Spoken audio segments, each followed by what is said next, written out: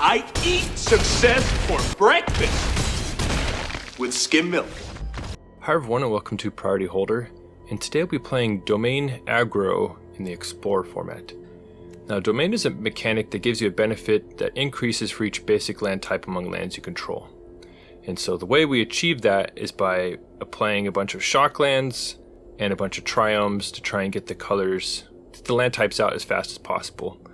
Now, the strongest Domain card is Leyline Binding. This can enter the battlefield and exile something until it leaves, has flash, and it's discounted for Domain, so it can go all the way down to 1 white mana, which we could do quite easily here. Another Domain payoff is Llanowar Greenwidow, overstated attacker that can recur itself once from the graveyard. We also have Radha's Firebrand. It can attack and disable a blocker and gets a one-time pump ability that's discounted by Domain. And Gaea's Might, +1/+1 for each basic land type we control. So for as little as 1 mana, we can punch in for an extra 5 damage. Now the rest of the deck is sort of set up to help accentuate the Domain plan. So we have Bonecrusher Giant as just removal/threat. We have Yavimaya Iconoclast as just another threat that's also really potent in the late game. Play with fire or some early interaction. But the card that really unlocked this strategy that I was really struggling to figure out else to include was Invasion of Gobakhan. So it's a 2 mana battle that enters, we take a card from their hand, attacks it for 2 extra mana. Only has 3 counters, and it flips into Light Shield Array, which can put counters on our attackers, and we could sacrifice it to give our creatures hexproof and indestructible until end of turn. And that is really nice when you have so many 3-power attackers on 2. You can flip it quite consistently. Anyway, let's see if this pile comes together and jump into some games. Alright, looks like a fine opening hand. Don't have full Domain, but we have all of our main colors. Start off with the Stomping Ground. And I'll see the Light's Bounty from the opponent, so most likely some enchantment shenanigans going on the other side. Let's try and get some more information based on what they play. Alright, so they're actually 3 colors, and they play Security Bypass. Now I have to read this, but basically makes the creature unblockable, and whenever they hit an opponent, they get to connive. So that's what we're dealing with. So it looks like presumably the opponent's going to be suiting up their creatures. I bet like all that glitters or ethereal armor is in our future, so we'll have to see. But yeah, we just play our Llanowar Greenwidow. All the Iconoclasts can get haste if we kick them, so we're saving them. Alright, Jegantha. So she discounts, I think, auras and equipments. So really seems like they're going to be suiting up. Fortunately, thanks to Radha's Firebrand, their Jegantha can't block. Now we are trying to race life linkers right now, so we have to be conscious of that. But we were able to knock them to 8 right here. Okay, so here's the ethereal armor. And they keep Jegantha back, though it doesn't seem very helpful because of Firebrand. So, and they pitch Heliod's Punishment, and they play another All-Seed. So we were looking at that Leyline Binding in our hand. I'm just hoping to just play that right now. The opponent plays Invasion of Theros. So this is a battle that lets him grab an aura, a god, or a demigod card, put it into their hand. And it flips into something with lifelink, and you can see me experiencing some server problems here, and sometimes it's hard to tell in Arena who actually lost connection. Turns out I did, and fortunately I was able to restart fast enough and get back into this game. So you can see my timer almost burned out. An opponent is attacking the battle with their unblockable 6/6. Now opponent makes a play mistake here. Before the Leyline trigger is targeted, they fire off their protection. And so that allows us just to snatch up Jegantha for free value. Now, I knew that they could give their creature pro white, but I also knew that it would knock off ethereal armor and they would not flip the battle. So Leyline Binding did its job. It did more than its job thanks to a little bit of a misplay. And now we could just cruise in for the win. So this is already lethal, but we could just fire off Gaea's Might for good measure and seal the deal. So good clean win. And as we move on to the next game, please be sure to turn about the like button, comment, and subscribe. It supports the channel and helps you know what the people want. Thank you. Alright. This hand looks pretty great. We have full domain thanks to our Triome. Thoughtseize, let's see what they take. Alright, so they take Firebrand. And starting to look a little bit flooded right now. 4 lands in hand. Okay, Spirited Companion from the opponent. Not a 1-2 play I'm that familiar with, Thoughtseize into Spirited Companion, but we'll see what the opponent has going on. We're already down to 1 mana Leyline Binding, so that's absolutely incredible. Elvish Visionary. So they could just be Spirited Companion Tribal. I mean, that's sort of like the looks of it right here. Just hoping just to get tons of value. Decide we're gonna have to chew through their creatures eventually, so decide just to Bonecrusher Giant their creature down. Now we do have some options. Could haste out Iconoclast, decide just to play the Bonecrusher Giant. Could have also played Greenwidow, so Skyclave Apparition. Now that's annoying. They eat up our Bonecrusher Giant. Thankfully we have Leyline Binding somewhere down the line, so we're definitely going to shock this land in. We're going to play the Graf Widow and pass. Could use Leyline Binding on the Apparition to gain a 3/3 creature. So Elvish Visionary. So it seems like they're just all full of value cards right here. Yeah, Woodland Acolyte. So basically every creature that draws a card is in there, and I mean it's doing some work for them. You know, they have a lot of creatures and they just keep refilling their hand everything they play.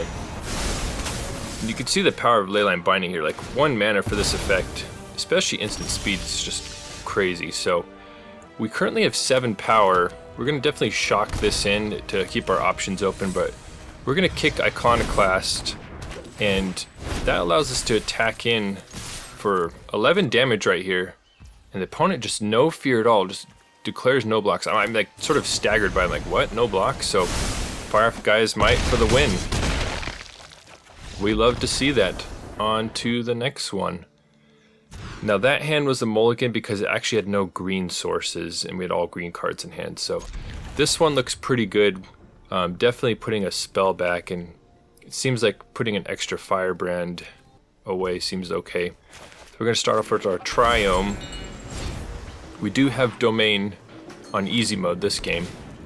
Alright, Favored Hoplite. So this is like a heroic card, sort of similar to Prowess, but this one picks up 1/1 counters when specifically targeted by spells. So we'll have to see. Ancestral Anger. Okay, so opponent's getting right to it. And then Reckless Rage is a strong combo, so it damages their own creature, but can deal 4 to opposing creature for just a single mana. None of that, but Hoplite also picks up some like damage prevention. I'm gonna go ahead and fire off Invasion of Gobakhan here. And yeah, we're gonna take the other Hoplite, just slow them down as much as possible. And we're already pretty much planning on using Leyline Binding on their creature, so next turn if we wanted to, we could haste out Iconoclast to flip the battle. And it does seem like that is a good option here. Like they could chump with Arcanist, which we'd also be happy with, but if we flip the Invasion of Gobakhan, we'll have that sort of on-demand hexproof / indestructible. So Invasion of Gobakhan seems incredible here. Not only that, we're going to pick up a 1/1 counter on our Iconoclast. Now, that does not put it out of Reckless Rage range though, so in all likelihood, alright, so Ancestral Anger, in all likelihood, Arcanist is going to flash back the Reckless Rage, and they definitely do. So they target our Iconoclast. Seems like we can cash in Light Shield Array. It seems like it'd be a very good use of it. But they actually have a second Reckless Rage. However, the second one's going to kill Dreadhorde Arcanist. So we're very happy with that exchange. Opponent still has a lot of cards in hand, but they don't have mana to really deploy stuff. Alright, so they're just going to send out the next Arcanist. Now they do have a Reckless Rage in the graveyard, so we have to be mindful of that. Okay, Radha's Firebrand. attacking in, they're not going to be able to block. Now, I miss the pump on Radha's Firebrand. It gets discounted for Domain, and it was actually only a single red mana, so I missed 2 damage right there, and you could see me realizing it right now. So it's something to be mindful of when playing this deck. How much is the Firebrand's discount, you know, on its pump, whether you should fire it off or not. Now, Reckless Rage takes down Bonecrusher, but the opponent has to take 2 damage to their face to do that. Favored Hoplite. Opponent's just chugging along on 2 mana right there. Now, I'm looking at their graveyard because their deck is very capable of some explosive kills, because especially like if they start targeting Hoplite with stuff, it picks up counters. You know, if they get enough Ancestral Angers going, they could really get going wild. So I don't forget the pump this time. Alright, we knock them to 6.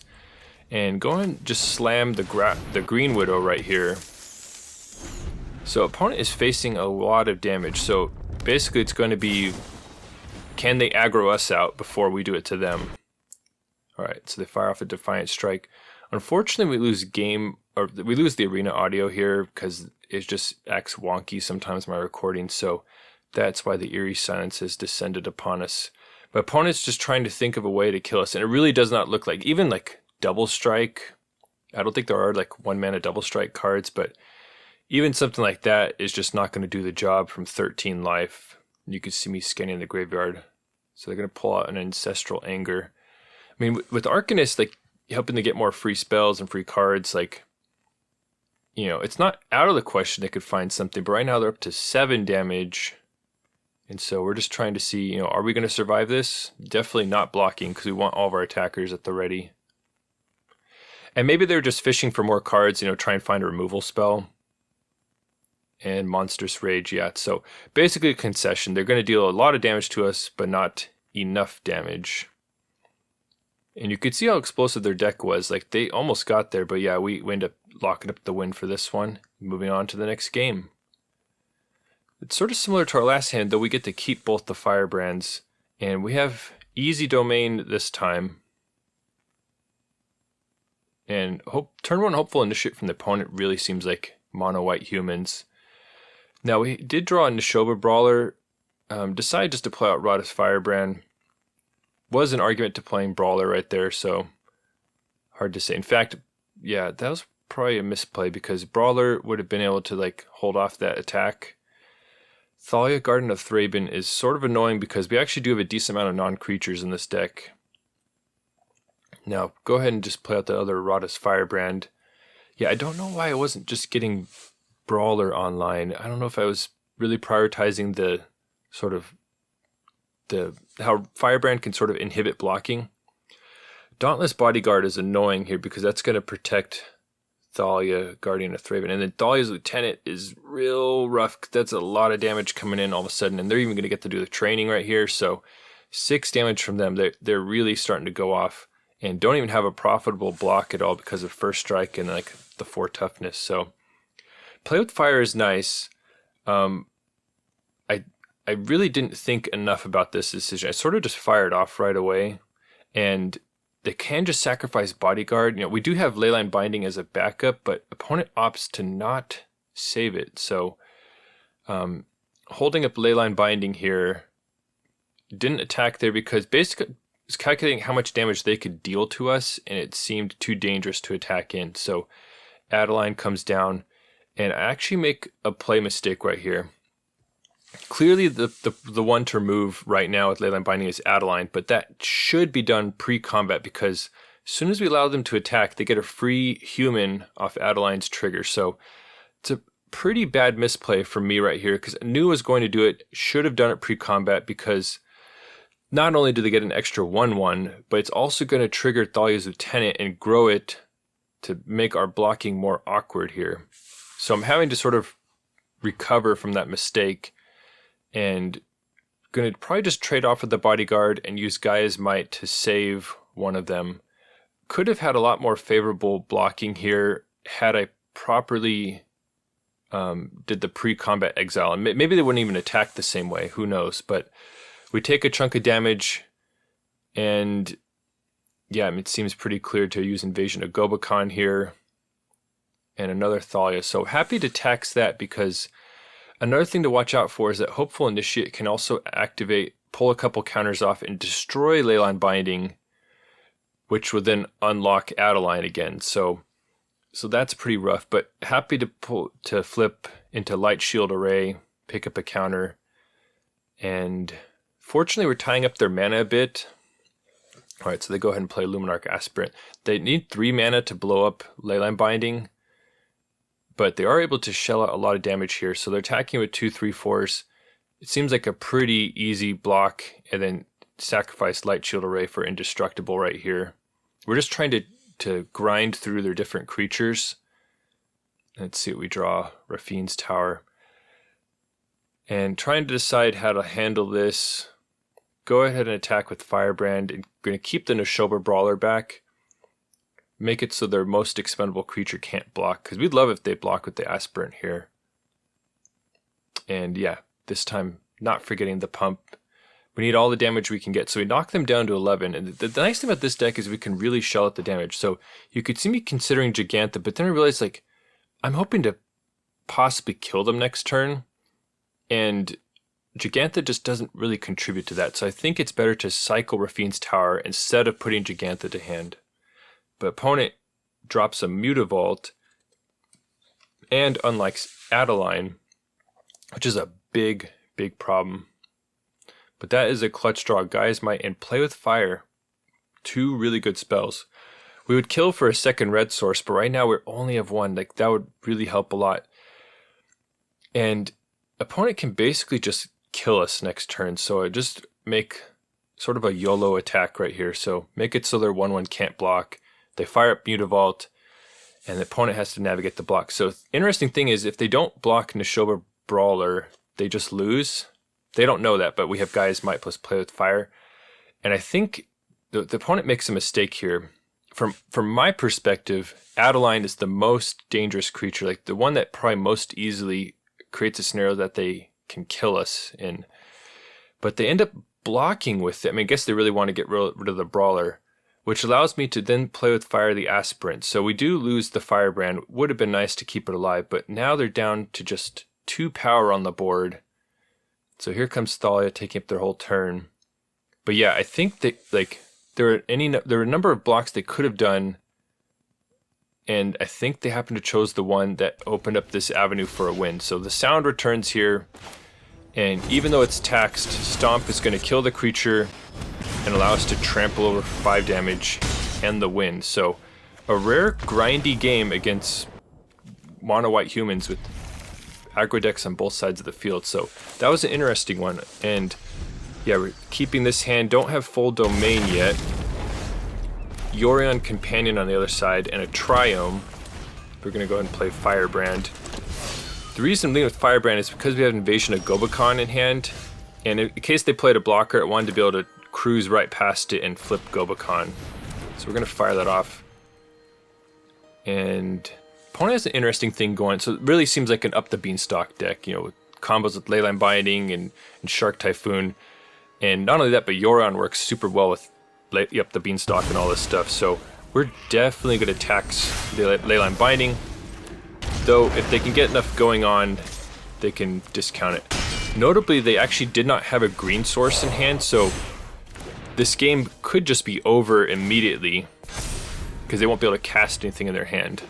And then of course they draw one right off the top. So it makes the game more interesting, but yeah, would have been a lot easier win otherwise.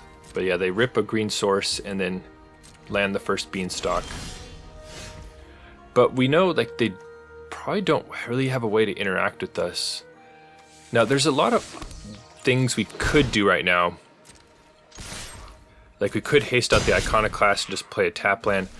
I mean, Light Shield Array makes it just so safe for us right now. So decide just to run out both creatures and then just pass, because that we can basically threaten lethal right here. So Nylea's Presence, yeah, we don't care about that. That does discount their Leyline Binding to the full extent though. And so they pulled a separate Leyline Binding. The other one is still too expensive to cast at the moment. And they actually target Light Shield Array here. So could have sacked in response, decide just to let it go because we might be able to get it back, but it's looking pretty bleak for the opponent here. Like, they do have 2 mana open, but we are smashing in with 13 damage here. Once again, missed the Firebrand pump, but have Bonecrusher Giant to finish it off, and that's a win. So what I really like about this strategy is I feel like there's a lot of play to this deck. Like, there's just a lot of interesting things going on. Like, Leyline Binding is hyper efficient removal. Invasion of Gobakhan can just help tempo out the opponent and just put them on the back foot, and also gives you information. Couple that with like just the overstated creatures that this deck is full of, and just explosive plays. I don't know, it feels greater than the sum of its parts is how I describe it. And there's a lot of interesting things going on. There's a little bit of everything, like a little bit of recursion, just some bunch of removal going on, and just overstated creatures. And I just really was surprised at how much I enjoyed this deck. I've been tinkering with it for a while, and the Invasion of Gobakhan edition feels like it completely locked everything into place. So I feel really good about this core. Don't feel like the mana base is quite solved yet. I did realize over time it's very important to include blue-black triomes, because that's like what you're not playing, and it's the easiest way to turn on domain quickly. So it could be better to up more on the blue-black triomes. Though you were seeing in some games like we were running out of red sources for like Firebrand pumps plus play with fire, so there is some trade-offs with that. But yeah, let me know in the comments what are your favorite domain cards. Anyway, thank you for watching, and hope you have a wonderful day.